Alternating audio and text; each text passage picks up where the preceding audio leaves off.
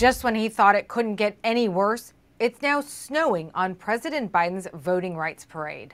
After giving a hard deadline of MLK Day, Majority Leader Chuck Schumer delayed the vote, citing COVID-19 and a looming winter storm. We will return on Tuesday to take up the House-passed message containing voting rights legislation.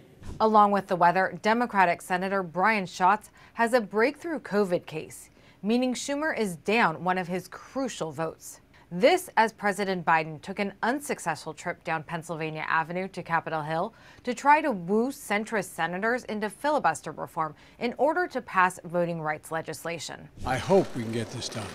The honest-to-God answer is, I don't know whether we can get this done. And Biden is reportedly pulling in the big guns to help him.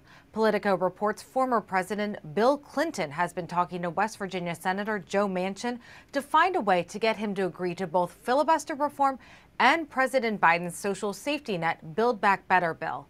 Both voting rights and infrastructure are things Biden pushed for in his campaign, and so far he hasn't delivered on either promise. And some on Capitol Hill think at least one of those pieces of legislation is DOA.